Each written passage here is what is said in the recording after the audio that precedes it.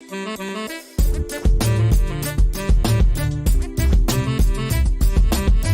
everyone, Scott Hansen here from NFL Red Zone. I hope you're checking out 1 hour of 5 Yard Rush, one of the best podcasts on NFL football in the UK.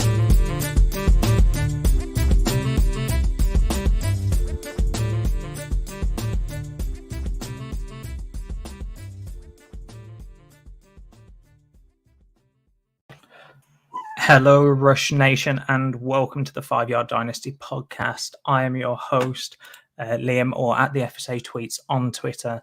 And as usual, I am joined by my lovely co-host, Rich at Dynasty Island. Rich, how was your week, your weekend? I bet you're flying high after the Jets win against the monstrous, nearly unstoppable 4 Bills. Was that a pun? Flying high in Jets. I quite liked it, but yeah, no, very good. Anytime the Jets win is a good win. I've had enough dire days as a Jets fan. I'm very much enjoying all the good days, shall we say? So yeah, very good. Thank you. How was yours? As you can probably imagine, not as good as yours, but it is what it is. The Packers can't seem to put up points at the moment, even against the worst defense imaginable. So it is what it is. But we're not here to talk about real NFL world. We're here to talk about fantasy football, Rich. So let's just dive right into the highest scorers. So for those of you that are new, we do the highest scorers of the week, and we'll talk through those, give a bit of a dynasty take on them. So the scoring format that we use is 4-point touchdowns for quarterbacks and PPR for every other position, and not tight end premium because I don't like it. So it's the quarterback position, Rich. We've got Justin Fields, a guy that we've spoken about over the past few weeks, coming up as QB1 with 42.7 points. Patrick Mahomes with 35 as QB2, and then Josh Allen at QB3 with just under 27 points. The bottom two names, the last two names, weren't massive surprises. We kind of expect those to be sniffing around the top 5, the top 3 every week. But Justin Fields as QB1 with nearly 43 points is incredible. A lot of that did come on a 60-yard scramble for a touchdown.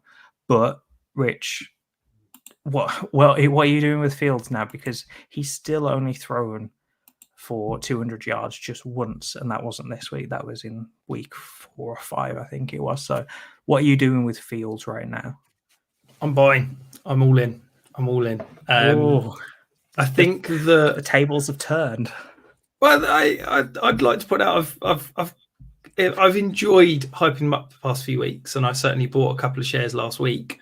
I was out on him after week 1 and week 2 and week 3, but since week 4, Liam, here's a question for you. You know I love quiz question for you.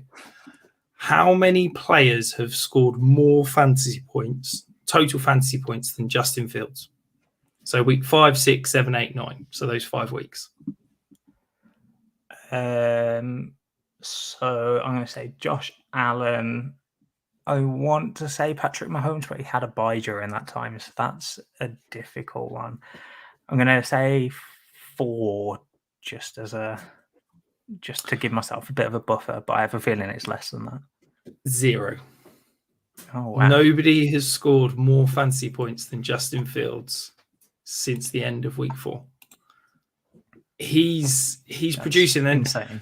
We've talked a couple of times about they're willing to let him run. His decision making has sped up immeasurably. They've gone out and they've acquired another receiver to hopefully build around him a little bit. That's been the issue, is that in the off season they weren't willing to put any assets into his development. They're now convinced that he's the answer. So yeah, I'm all in. I think for me, yes, the passing production isn't there, but the passing talent is still there. He's still being efficient. He's still being effective passing the ball. He had positive EPA on Sunday on over 75% of his passes, only one of 2 passes to do that on Sunday. I think you talked about that 60-yard rush, and honestly, once he got going, it was incredible. But his ability to essentially, it was almost like a pump, twist, jump, land, and get up to full speed within the blink of an eye. To me, was almost more impressive than the 60-yard run. Like, that little bit of movement in the pocket was incredible. It was. I don't know whether you saw the play, but I went back and rewatched it, and it's a mesh play where the receiver that is in somewhat of a curl route in the middle. It's I think it was Darnell Mooney. As soon as Fields stepped up, he started to run and go deep because he thought that Fields was going to scramble and throw him open. And that's why he had to pull the ball back. But I agree, that was an incredible play. And I don't think many quarterbacks in this league will be able to do that sort of thing, let alone then run 60 yards for a touchdown. Yeah, and that's what's impressive is that, yes, if you're just going to sit and look at the box score, you're going to go, he's doing it off rushing production. He's still not a good passer, blah, blah, blah. But I think he is still a good passer. I think the problem is that he doesn't have the weapons. I think that, people are willing to and wanting to hype up Darnell Mooney, but Darnell Mooney is at best an average number 2 receiver. Let's be honest. I think if they can add another receiving weapon to this offense, if they can continue to improve that offensive line, that they've got that 5th round rookie whose name completely escapes me. I want to say Jones, who's doing really well at left tackle. Velus Jones. No, not the receiver, the left tackle. I want to say Jones. No, pass. I may be completely wrong. I'm sure they got him in the 5th round. He's playing really good football, but the interior of the offensive line is still a mess. They've still got 2 or 3 holes in that offensive line. They need to reinvest in that this offseason, and I think they're going to. And I think that this regime has basically torn it down and said, we talked about it. I feel like I repeat myself every week, but is Justin Fields going to be the answer? He's going to have to prove that he's better than the situation around him. And through 9 weeks, well, certainly the past 5, he's doing it. So I think that they're committed to him long term. And to me, that says he's a top 10 dynasty quarterback. It sounds like hyperbole, but I'm willing to throw him in the same tier as Deshaun Watson, Dak Prescott, Kyler Murray, Justin Herbert. Like, he is very much in that 3rd tier of elite quarterback for me. I'm completely with you. I saw a trade today that went down in one of my leagues. It was Dak Prescott and a 2nd rounder for Justin Fields. And I didn't balk at it. There was some question marks raised in the league, and I was like, no, I wouldn't do it personally. I think I'd still have Dak over Justin Fields, but it's a conversation now. And I think that, I loved him last year, and I quite quickly stepped off it when it was obvious that the Bears weren't willing to build around him. And I was like, I don't know if he's going to be starting quarterback in a year, but I'm fully back in now, and I'm regretting the fact that I didn't buy more in that week 1, 2, 3 dip, because I think he's going to be a top 12 quarterback for the next 4 or 5 years. I feel that strongly about him. Yeah, I mean, even if you take away that 60-yard touchdown run, he still have 14 attempts for over 100 yards on the ground. Most rushing yards by a quarterback ever. It's insane that he's still being able to put up this production. And yes, his passing game has some improvements to come, but I think that comes with the weapons, as you said. He's not thrown more than 17 completions so far in a game this season, which was last week and week 9 and week 8, so the past 2 weeks. But that is going to come. I fully believe that. The efficiency is there. He's 3rd in the league in first downs per pass attempt. Do you know the only 2 quarterbacks ahead of him? Patrick Mahomes, Josh Allen. Enough said. Like, I appreciate that's one stat, and one stat isn't everything. But if you're looking for efficiency, it's there. He just needs the trust of the offense and the weapons. And to me, his decision-making is so impressive. I know he can make all the throws. He's got the talent. But the fact that he's not sitting in the pocket trying to get to his 3rd or 4th read, he's going 1 to 2, I'm scrambling, which is what you want. Like, I don't want him sitting in the pocket trying to progress through 4 or 5 reads. If you think about how this offense is being run, it's a run-first offense because they know that they don't have the receiving weapons there. So they're using David Montgomery. They're using Khalil Herbert constantly. I mean, they combined for 21 rushing attempts this week. But then when you combine that with Fields' rushing attempts, that's nearly 30, or that's over 30 rushing attempts in one game. And that's what they're consistently doing every single week. They're running the ball before they pass it. And that's why Fields doesn't have that production, because he doesn't have the volume. As I said before, I truly think that when David Montgomery goes and then they get a new wide receiver or two in, then they are 100% going to allow Fields to throw the ball a lot more. Moving over to the running backs, Rich, we had another incredible fantasy production. Sorry to interrupt. Before you quickly dive on, we've just had a question in from Pitsy who says, I bought Fields for the 110 in the off-season. What is he worth? What is he worth now? What's his one quarterback? What is he worth now in a 1 QB league? I mean, I've really struggled. I'll be honest, I really struggle valuing quarterbacks in 1 QB leagues because I don't play in them. I'd say probably a late first. I don't like spending high to mid first round picks on anyone not named Josh Allen or Patrick Mahomes. So yeah, I'd probably say a mid to late first. So probably not that different to what you paid in the off season. So, sorry, Pitsy. See, I'd personally go for maybe a mid first. I think I didn't pick up that you said 1 QB in that. That's why I said it was insane. That's insane value if that's super flex, yeah. But with it being 1 QB, I think I'd still go for a mid first. If you can get a different changing QB in one quarterback, then it doesn't matter what your opponent has. You're always going to have that positional advantage. If you think about how we talk about tight ends in 1 QB, you kind of have that same thing with quarterbacks. The only difference is once you drop off from the top elite quarterbacks that are game changing, everyone else is much of a muchness, and there's a lot more of a consistent approach at quarterback rather than a tight end where it's a lot more touchdown dependent. So personally, I'd go mid first, but yeah, I can see why you wouldn't want to pay more than that in a 1 QB league, Rich. But this time I'm going to move over unless you've got any other sorry to interrupt news. So running backs, we had another fantasy breaking game by a player. So that was Joe Mixon with 55 points. He scored 5 touchdowns, Rich, 4 rushing, 1 receiving touchdown. And that nearly doubled the amount of points of the running back 2 on the week, which was Kenneth Walker, 27.9 points, and then Travis Etienne at RB3 with just under 27 points himself. So, Rich, we're seeing 2 younger running backs in the top 3 this week, as well as Joe Mixon. Just he was a little bit of a disappointment compared to where his ADP was at the start of the year, but I think this is giving owners a bit more hope of Joe Mixon going forward, don't you think?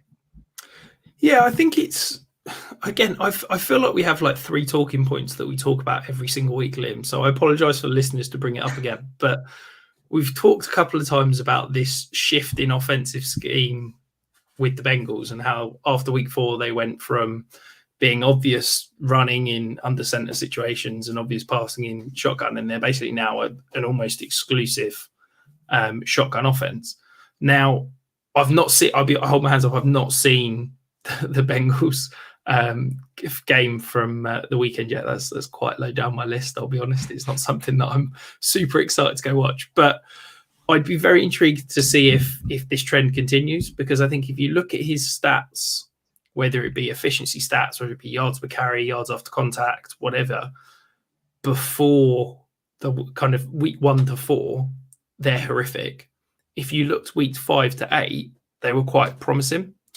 And then obviously he's had this massive breakout week in week 9. So I'm intrigued to see if this is just more of the same, and hopefully, you know, he's not going to score 50 points every week, but hopefully Joe Mixon is going to be a top 6 running back that you probably draft him to be, and, you know, can hopefully be an elite RB2 for those dynasty rosters.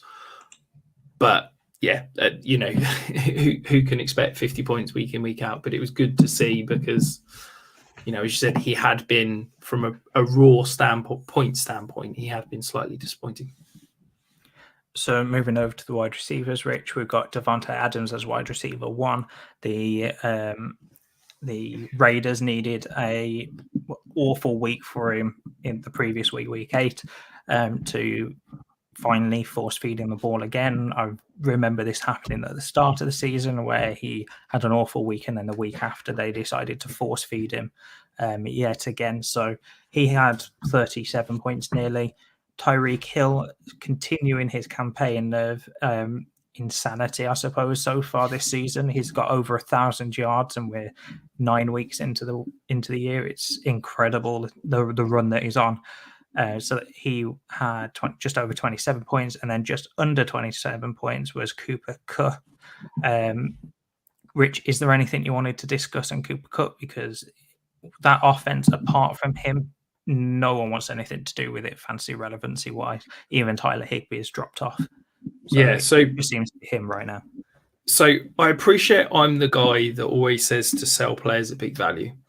So excuse this, but is now your last opportunity to sell Cooper Kupp at peak value? The reason I say it, okay, so I was listening to the Bill Simmons podcast, which in terms of football content isn't the best, but I really enjoy Bill Simmons. So Bill Simmons was basically saying, would you be shocked if Sean McVay retires at the end of the year? They've got no first round pick. Really? They've got no first round pick at the end of the year. Their cap situation is absolutely horrific. Then they've got no way of improving the offensive line. They've got no way of improving their receiver room. Matt Stafford's on a throwing program and is, appears to be falling apart quite quickly. Would you be shocked if what we're seeing this year of the Rams is now the new future and the Rams just kind of implode over the next 2 years? If that's the case, could we see Cooper Kupp's value start to head south? I think, for one, suggesting that a 36-year-old Sean McVay that has spent 15 years in the NFL or in coaching in general, he started in Tampa Bay and then moved into college football and then back to the NFL. But I think suggesting that a guy that has spent 15 years of his life, or 10 years of his life trying to get into the NFL as a head coach, and he's only 36, is going to retire at the end of the season is ludicrous. But I'm not saying... But I understand your point. I get the rest of it, but I think that is ludicrous, Rich. Well, I'm not saying that he's going to retire forever. All I'm saying is that he's won a Super Bowl, okay? The Rams are, I don't think, going to be a contender next year. They've got no obvious ways to create cap space. They've got no obvious ways to kind of manufacture an improvement in the team. Why wouldn't Sean McVay go and be a TV analyst for Fox and get 20 million a year for the next 3-4 years? And think of John Gruden, right, Liam? John Gruden won one Super Bowl in Tampa Bay. The roster petered out. He kind of, it fell apart a little bit. He then went off to be a TV analyst, I want to say for ESPN. I think he was there for 10 years. And basically every single year, the contracts got bigger and bigger and teams got more and more desperate. And then he signed a 10-year, $100 million contract, having not coached for 10 years. If you're Sean McVay, you can leave what is, I'm sorry, Rams fans, but a situation that is heading south fast with no way of turning it around. You can go and be a TV analyst for 2-3 years, and it's only going to improve his reputation. Are you telling me that there's not an owner that's going to go, hang on, we've got this young guy. He's only going to be 40 years old. He's won a Super Bowl. He's an offensive genius. We can get him come in and he's going to reignite our entire franchise. I really think that it is within the range of outcomes that the Rams are going to absolutely implode at the end of this year. And if that happens, Cooper Kupp's value is not going up. This is a guy that is a top 5 dynasty wide receiver. He is not young. He has, not got this incredible history of production in his early age production years. I know he had a top 4 or 5 year 3 years ago, and he was obviously incredible last year, and he's doing incredible now. But I just think that Cooper Kupp's value and Cooper Kupp's production is a lot more tentative than most people are willing to admit. And now I'm not sitting here saying if you're a contender, you've got to go and sell and do whatever you can, give him away for a first. I'm not saying that. If you're a contender and you can win a title this year, obviously you've got to keep him. But if you're not a contender, if you're a fringe playoff team, I think you're doing yourself a disservice by not selling, because I honestly think there is a chance that his value could plummet and he's outside the top 24 wide receivers next season. I agree with Cooper Kupp. I'm just going to put that out there. I completely agree with everything you've just said, apart from Sean McVay retiring at 36 years old. Okay. Well, there was talk of him retiring in the offseason, so it's not like it's never happened. You referred to John Gruden. John Gruden was 45.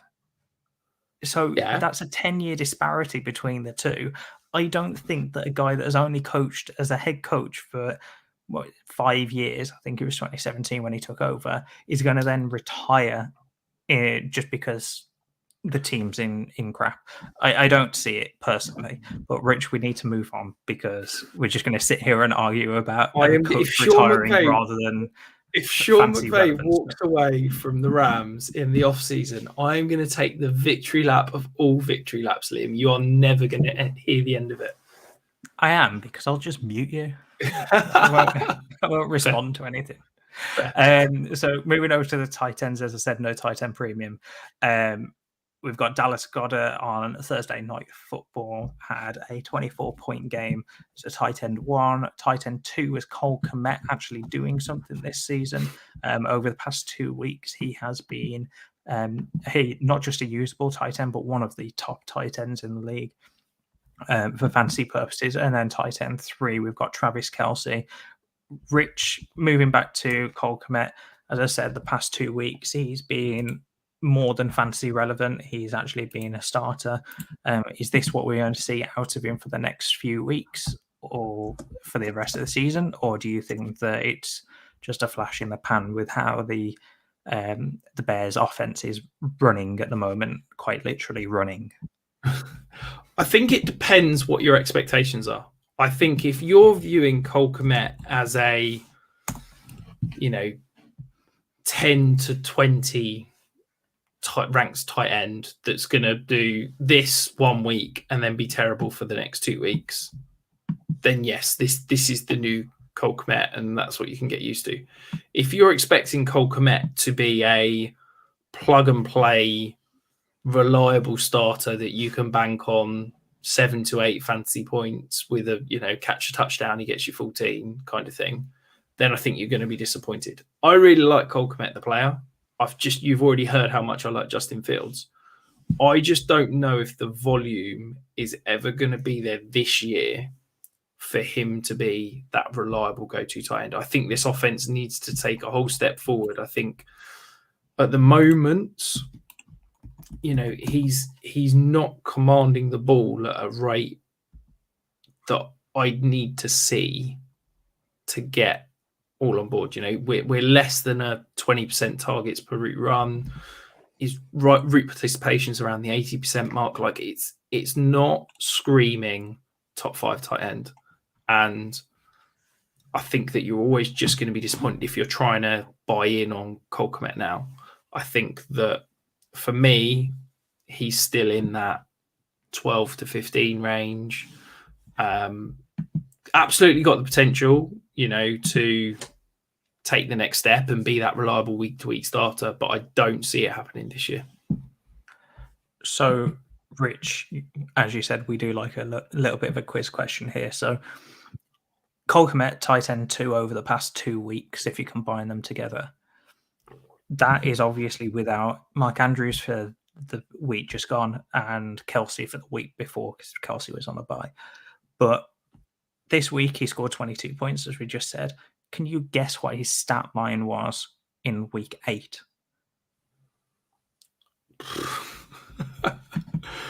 No. It's how many points? I'll give you a clue. It's under 10. Yes. Yeah, I was going to say 8 was my guess. Yeah. But So 9 in PPR. You weren't too far off. But his stat line was 2 receptions on 2 targets for 11 yards and a single touchdown.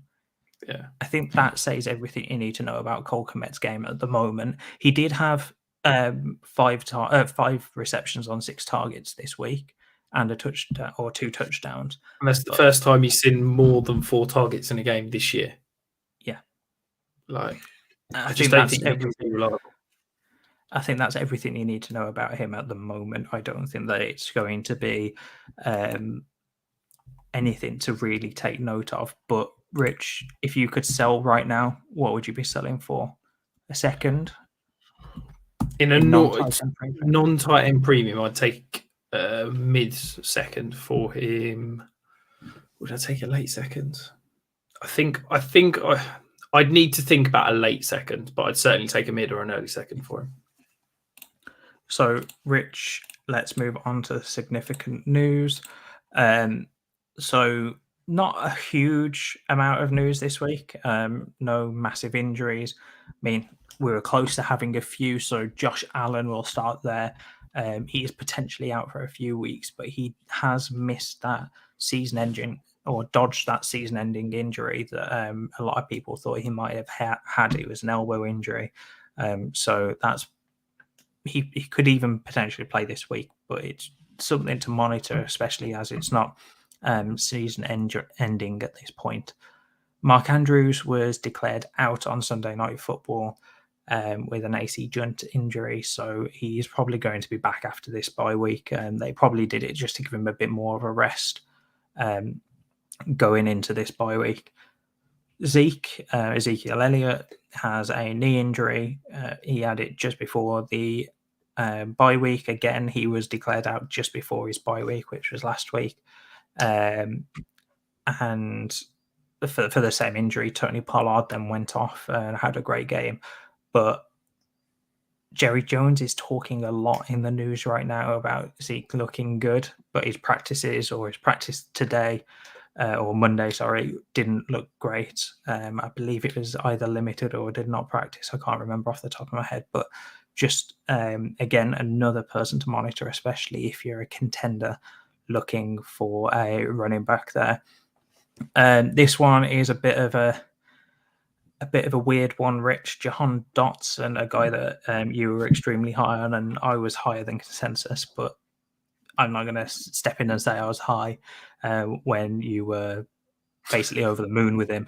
But he was declared out again in week 9. But this week he has put on his Instagram a story where it's very vague, as a lot of players tend to make them. But it means that he could be back if you read between the lines there. It's just something to maybe give you a bit of hope, especially if you're a Jahan Dotson fan like both of us here. Aaron Jones nearly had a season-ending injury. By the looks of it, it was a big scare during the Packers game, but he's probably back this week. Looks like he's dodged that. Elijah Mitchell, obviously with the 49ers, is back to practice. He's got 21 days to be activated, so that's over the next 3 weeks. But we've seen CMC, Christian McCaffrey, move there through trade. So, Rich, I don't know what you're doing with Elijah Mitchell now. I've put him on here because I wanted to speak to you about him. What are you doing with Elijah Mitchell? It feels like there's nothing you can really do with him. Yeah, I think it's that, isn't it? There's literally nothing you can do. You just got to hold and see what happens. And he's got no value. You can't sell him. He's basically just a good handcuff at this stage. So talking about coming back to practice and sticking with the 49ers, you've got Deebo Samuel is practicing early in this week. So expect him to play in week 10. Then let's end the significant news on a bit of good news again. So Odell Beckham Jr., who tore his ACL in the Super Bowl, is being sniffed at by a lot of teams. There's a lot of teams looking at signing him. So just something to watch out for there, because a lot of teams such as the Cowboys have been linked to Odell. So maybe he's going to impact some fantasy teams. So maybe your wide receiver 2s or 3s on your rosters.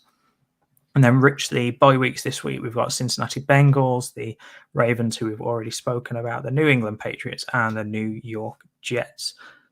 Rich, what are you going to do this week without a game? I will. I might put Justin Fields on the second screen. I don't know because I normally do Jets big screen and then Red Zone on the small screen. But yeah, maybe I'll. Justin Fields gets the promotion. Yeah, I've not looked at the fixtures yet. If there's a really tasty game at the 6 o'clock, I'll put that on the second screen. But if not, maybe I'll just watch some more Justin Fields because I'm excited. So, Rich, let's move over to the Dynasty stock market now. Who have you got as your risers this week based on this week's performance and what they've done so far this season? So, I think this might be 3 weeks in a row that this guy's been a Dynasty riser, but the rise has been serious. And that's Kenneth Walker. So, my question for you, Liam, Kenneth Walker, is he now your Dynasty RB1?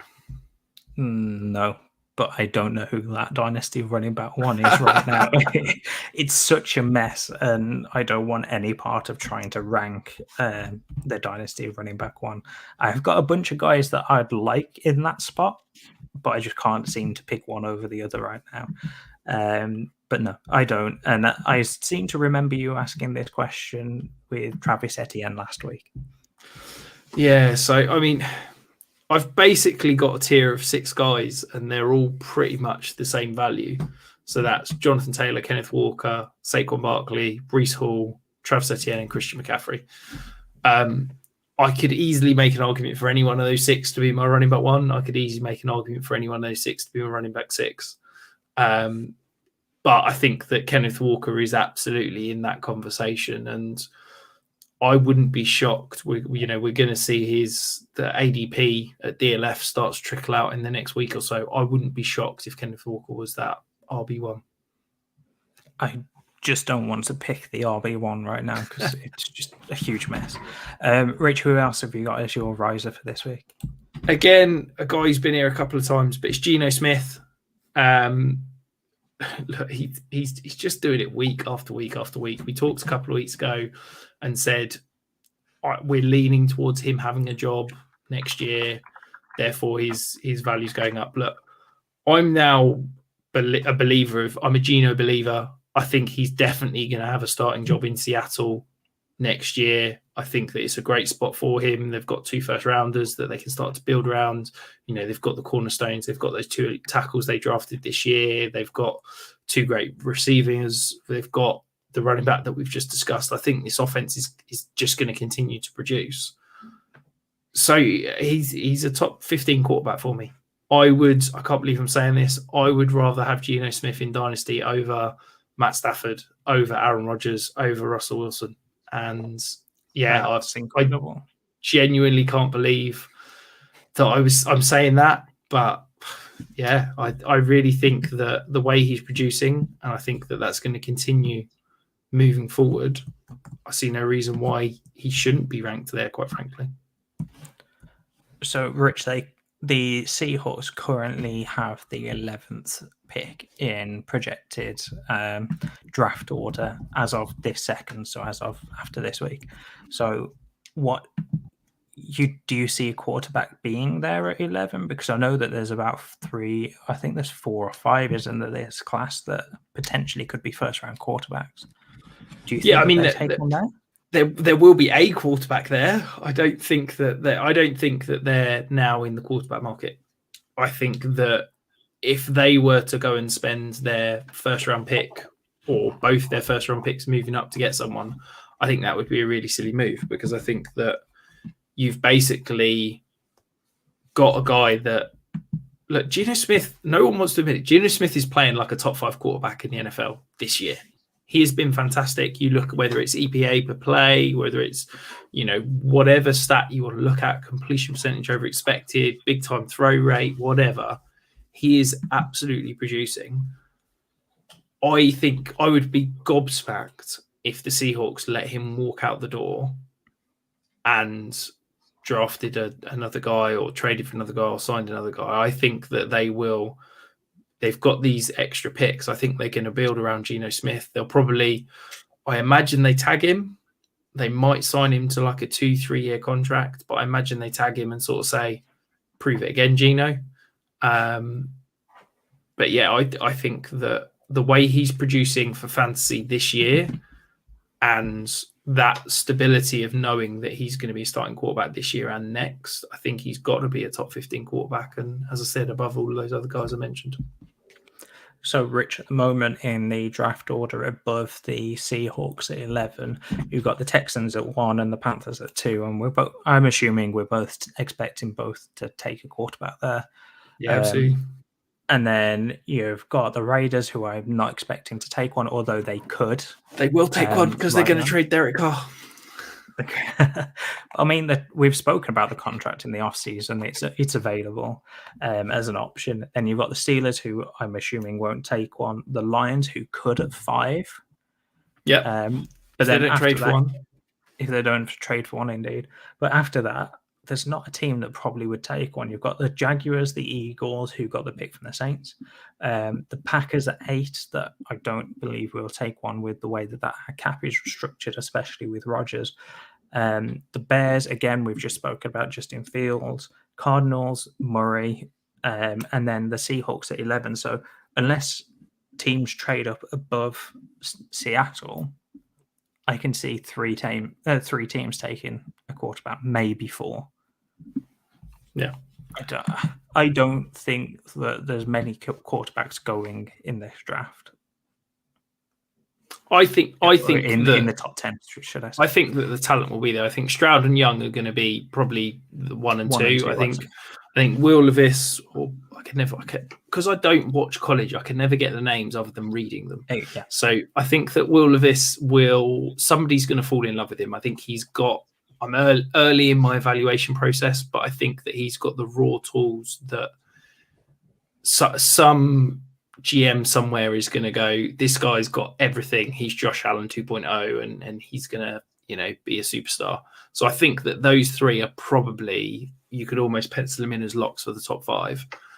And there's enough guys, whether it's someone like Anthony Richardson, whether it's Hendon Hooker, something like that. I think there's enough guys floating around that there's going to be 4 or 5 guys that sneak up into that first round. And, we all, every year we sort of, I say every year, but this year we were talking about 3 or 4 and only 1 went. But most years we talk about, there'll only be 2 or 3 and then end up 4 or 5 going. So, yeah, we've kind of gone off on a bit of a tangent here, but I don't think that the Seahawks are going to commit to a quarterback that's not named Geno Smith next year. So, Rich, let's get back on track. Who have you got as your fallers based on the past week's performance? Yeah, so it kind of ties in quite nicely to me saying these 3 guys, I'd have Geno Smith over all of them, and that's Matt Stafford, Aaron Rodgers, and Russell Wilson. I think that, look, we've talked plenty of times about Russell Wilson. I think he's been really unimpressive. I think his value is only going one way. Yes, I think he's going to be in Denver for the next couple of years, but do I want a guy that is probably not going to produce as a top 12 level over the next 2-3 years? Probably not. Matthew Stafford, I talked earlier about his arm, the fact that Sean McVay is going to retire, the fact that Ram situation could completely blow up. And I think that Matt Stafford's not going to be one of these quarterbacks that's going to play until he's 38, 39, 40. I think, the end is coming sooner than we think with Matthew Stafford. And then I hate admit it because I was the biggest Aaron Rodgers believer in the offseason, and You were. but the situation's not good. You know, the Packers haven't really got any cap space. They haven't really got any ability to bring anybody in. I think the only potential that Aaron Rodgers is going to recoup some dynasty value is if he gets traded. And the more I think about it, the more I look at it, the more I watch the Packers. I think that that's a genuine, realistic situation. And I think that, you know, the Packers, do they just trade him, get a couple of first rounders and say, right, the rebuild starts around Jordan Love? I'm going to go with no. You're in denial. No, I understand where you're coming from, but have you seen his dead cap over the next few years? Yeah, but but that dead cap is going to be there whether you're, you know, whether you trade him, whether you release him, or what. I think we're not going to release Aaron Rodgers. But if he retires, then you've got no choice, have you? You know, I think there's like a roster bonus, the 30 million roster bonus or whatever it is, that obviously won't get accelerated. But you know, if he were to be traded, there is a realistic situation where you can get some draft capital back, you can get some cap relief, and you can start to rebuild this properly. You've got a year more of Jordan Love on the rookie contract, maybe 2. 1 year and the 5th year option if we do. Yeah, like at some point you've got to believe it, and you've kind of got to say, okay, let's move on. So if his dead cap at the end of the season is going to be 98 million, but you would save 66 million if you traded him. So he'd have a $31 million cap hit next year. But I honestly think you could get something serious for him. He's got a very tradable contract. He's got a base salary of 1 million next year. So someone can trade for him. We don't save 60 million. I don't know how you got to that point. You save 66 million if you trade him as a pre-June 1st next year. Oh, yeah. I see what you mean. Because you've got the prorated bonus that would pull forward onto the cap. Is that right? Yeah. Does anyway, I still don't think it's going to happen. I just don't. Look, I'm talking hypotheticals. You know me, I like to throw out these scenarios and talk it through. It's why I'm talking about Derek Carr getting traded. It's why I'm talking about Sean McVay retiring. I just think that as dynasty players, we need to have these scenarios in our head, and that I think there is a greater than 20% chance that Aaron Rodgers is playing next year, but not on the Packers. Yeah, but he is still a dynasty possibility. Yeah, he's definitely a dynasty faller right now. Rich, who else have you got so we can get off the Aaron Rodgers talk and stop making me sad? The next guy is DeAndre Swift. Look, love the talent, love the player.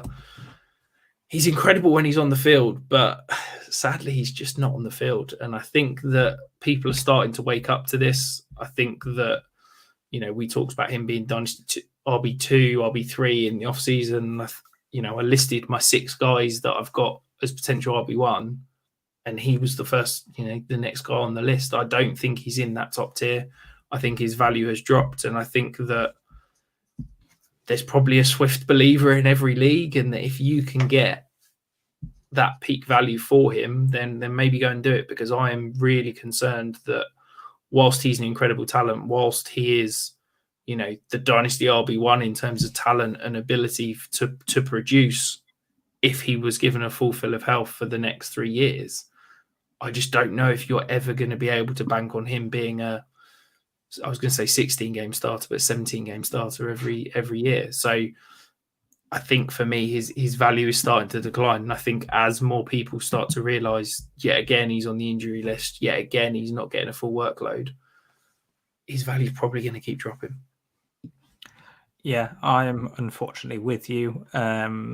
I was on this a little bit before the bye week when he started to pick up a bunch of injuries, and there's a lot of question marks at the start of the season and then carrying forward. But I kind of held out hope that after the bye, it'd clear everything up, because they shut him down just before the bye. They'd clear everything up, they were being extra cautious, and then he would come back and be full speed, full health. And that's obviously not the case. So I was kind of prepared for this to be the case. But yeah, I'm unfortunately with you, because I really like the talent here. Rich, this isn't talking about career arcs or anything, but or production, but do you think that his career could take a similar aspect to, say, Joe Mixon, who was injured a lot, loads of talent, and then broke out the end of his, or let's say at the end, towards recent memory? And I know that a lot of people now have kind of pushed away all those injury concerns because he's had 2 good years of healthiness and production. Yeah, absolutely. You know, if he can get fully healthy, then absolutely you're gonna get him at a great value, I think. But it's, you know, fool me once, shame on you. What is it? Fool me twice, shame on me, or whatever. I just feel we're in that territory now with DeAndre Swift, where it's just time and time again, and it's same injuries cropping up again and again and again. So, Rich, moving on to the player of the week. So this is where myself and Rich just decided to talk about a player we really wanted to talk about. So this week, Rich, I've decided to put on the list of Cordarrelle Patterson, a guy that you were very high on in the offseason compared to ADP, saying that he should be on contending rosters, and that you'd still pay, I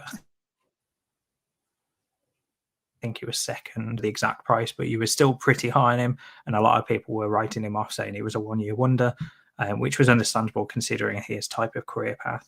But he, this week, came back from injury. He's just come back off IR, and he had a low yards per carry. I know you love saying that it's an offensive line stat. But then when you combine that with Tyler Algier having a great breakout or break-off run, do we need to be concerned about Cordarrelle Patterson? He did score 2 touchdowns, so people that are just looking at his fantasy points won't really see the background information like this. But my question around him to you is he a future asset, or is this year the end? Because I know that last year, as I said, you were very high on him going into this year. So do you think that that's the same going into next year? Or with Tyler Algier showing up, I think he was 4th round, 5th round rookie for this year. He had, Cordarrelle Patterson had 14 touches, which was 13 carries and 1 reception, to Algier's 11, which was 10 and 1.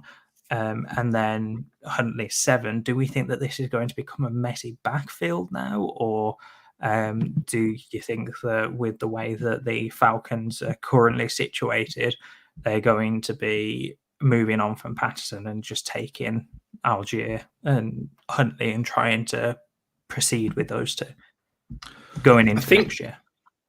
I think that you need to view him as a one-year asset.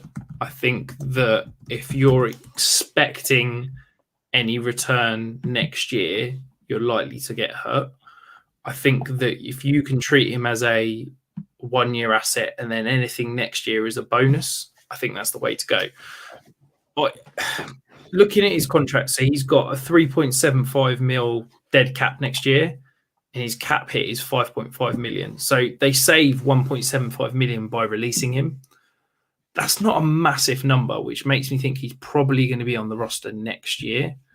It was interesting you saying about those stats, and I've seen some numbers about how Algier outproduced Patterson last week and things like that. And I think that, yes, that is something to consider, but I think that this is the first week back from injury. Like, let's give him a little bit of chance to get up to full speed. You know, if you look at pure snap counts, Patterson was playing between 50 and 40 snaps week 1 to 3. On Sunday, he played 24 snaps. I think that there is definitely an opportunity for him to see more work. You know, he only lined up as a wide receiver 5 times on Sunday. He saw 1 target. Those are the numbers that I think are going to increase. I think he's probably going to end up splitting backfield carries with Algier.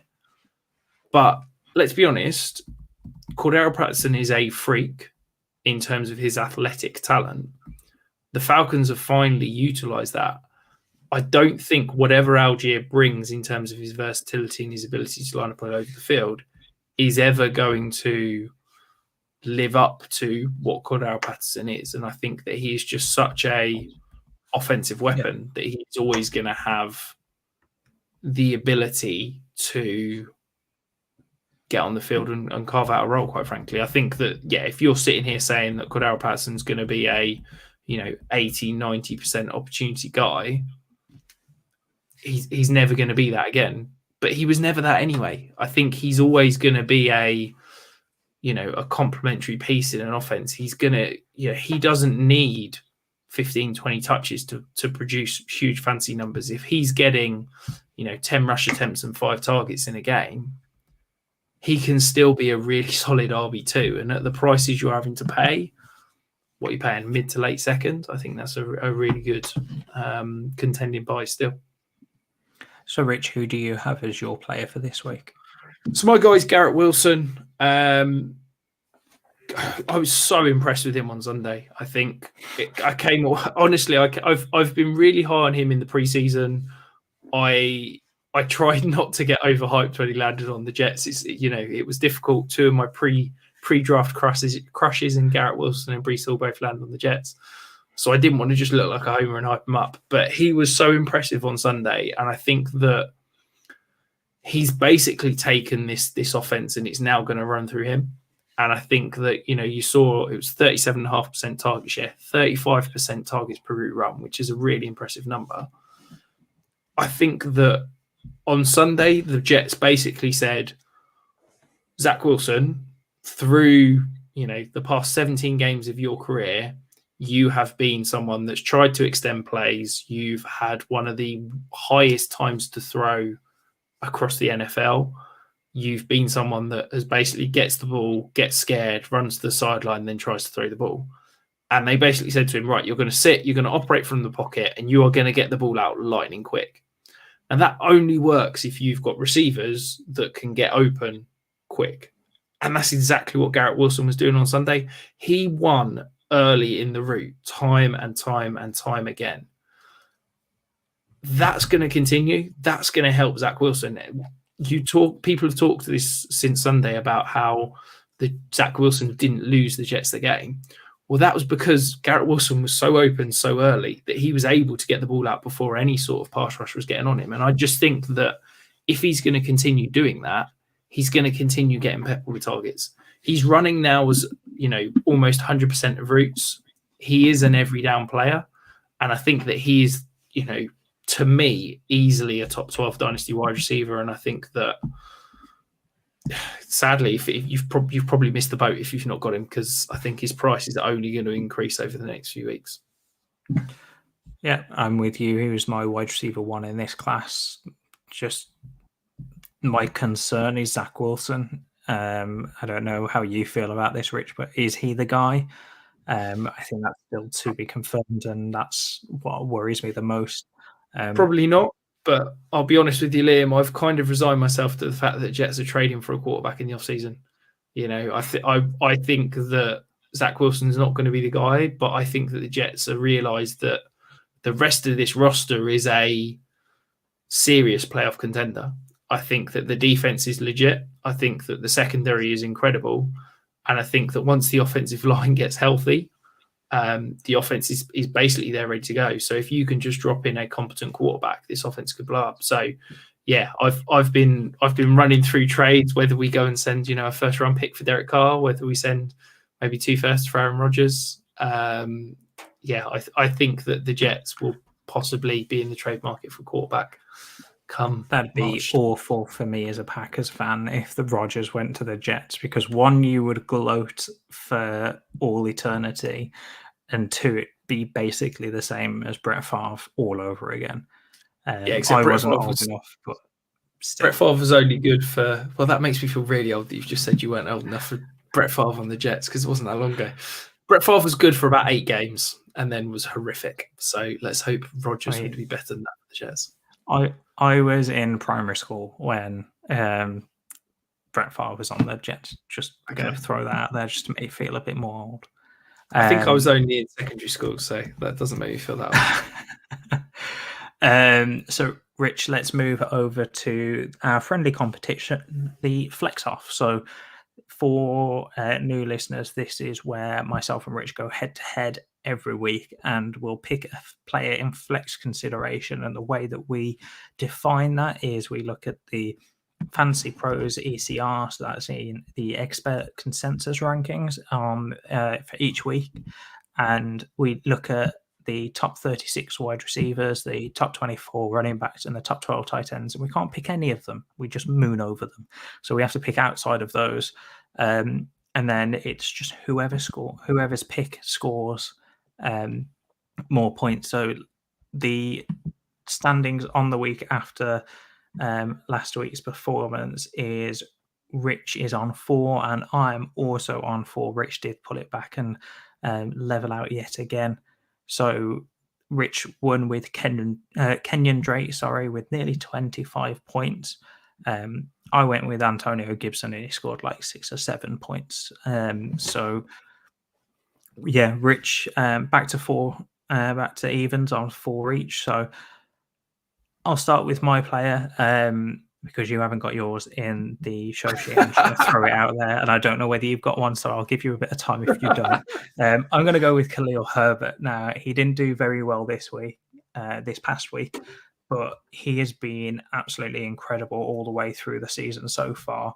I think that even with David Montgomery in front of him, he can still perform when he gets the carries and the opportunity. And he's going against the Detroit Lions defense, who, apart from this week against the Packers with the inept offense the Packers seem to have at the moment, have been laying up one of the most, if not the most, points in terms of actual in-game NFL points.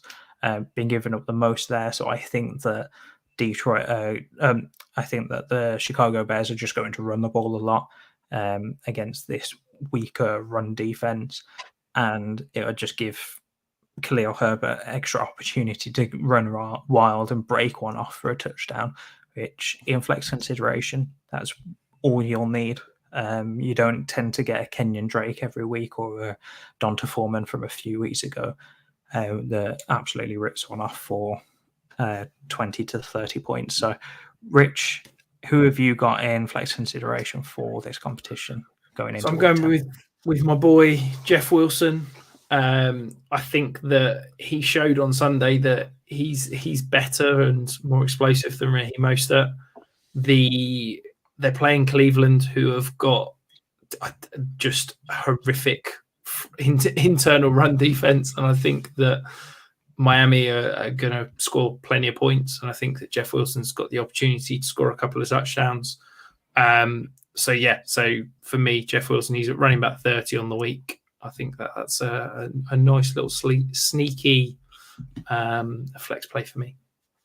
Yeah, I like Jeff Wilson. I think it's going to be a tough game. I think yours is your pick as Jeff Wilson is going to be the lower floor or the higher floor play, so the safer pick. But I think both have the high or an equal ceiling, shall we say, in their roles. So, Rich, let's move it over to the mailbag, our last segment of the week. We've got a question from @Shimshom89. I'm awful with names, so let's not go there.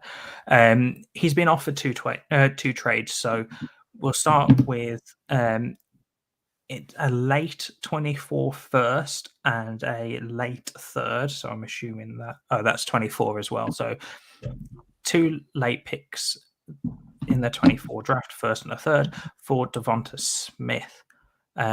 So Rich, will start there. I'm picking Devonta Smith here. To be honest, unless someone has an absolutely stacked team, I don't ever look at 24 or beyond picks as early, late, or mid. They're always random until that season, because as we saw this year, anything can happen. I mean, I had 2 rosters that won leagues last year that are currently with like 1 or 2 wins this year. So anything can happen in any season. So I consider that as a random first and a random third next year for Devonta Smith, and I'll take Smith every time. Yeah, give me Smith here as well. I concur everything you said. I think if you start projecting more than a year ahead where picks are going to fall, I think you get yourself into all sorts of bother. I think you can end up trading, a late 24 first is 2 or 3 injuries away from being an early 23 first. Somebody that had Jonathan Taylor and J.K. Dobbins and Jamar Chase, Keenan Allen. I'm trying to think of other good players that have been injured so far this year. Javonte Williams, Breece Hall. Like, that team could have looked like absolute, a dominant team on paper 3 months ago, and it's probably, scratching around, probably going to get an early pick this year. So yeah, I never project anything beyond earlier than probably week 4 or 5 of the season. That's when I start to say, right, okay, it's an early first, or it's a mid first, or it's a late first. I certainly am not sitting here saying 2024 picks are early, mid, or late. So Rich, his second trade was he's been offered a late 23 third and Joshua Palmer for Kareem Hunt. Personally, I'm taking the Palmer side. I think that he's got a good upside, and I'm worried about Hunt in the future. I don't know whether he actually gets a starting job. Yeah, I mean, it's a bit of a nothing trade, not wanting to cast aspersions, but I think the value's about there. I think that Kareem Hunt is a decent flex play on a week-to-week basis this year. We've talked about next year he's a free agent. I don't think he's going to land a starting job anywhere. Next year's free agency class at running back is loaded. We've got 4 or 5 really good running backs coming in next year. I don't expect Kareem Hunt to be able to carve out anything more than a similar level role to what he's got now. So yeah, I think, why not go and sell it? It does feel a little bit like moving deck chairs on the Titanic. But yeah, go and make the move. I've never heard that saying before, but I can't believe I've never used that on the pod. I use that all the time. That's like my go-to whenever anything's pointless. Just moving deck chairs on Titanic. I've never heard that saying before, but Rich, he did ask, do you think that Hunt's value can rise next season if he signs with a new team? So we've spoken about whether he signs and becomes a starter, but if he becomes basically what his role is now, do you think that there is any team out there that actually makes his value increase as the number 2, or do you think that this is going to be his peak value unless he gets a starting role elsewhere? I think the only way his value increases is if he signs somewhere in March before the draft and everybody gets hyped that he's going to be the guy, and then the team go and draft someone. I'm trying to think of landing spots off the top of my head and I can't think of any, but yeah, say he goes and signs, I don't know, say the Giants decide not to keep Saquon around. He goes and signs with the Giants, like a $5 million a year contract. Everybody gets really excited, like he's going to be the lead back in New York. And then they go and spend a 2nd or 3rd round pick on Sean Tucker or something like that. And Kareem Hunt basically becomes the 1B yet again. So yeah, maybe his value might increase in January once he signs somewhere, but I don't see it increasing massively. So, Rich, that's all we have on the show sheet. So that's all we have for the listeners. Do you have anything before we sign off? No, let's enjoy bye week and remember that the Jets are going to the Super Bowl. Enjoy the bye week, and Rich is getting hyped now that the Jets are overachieving.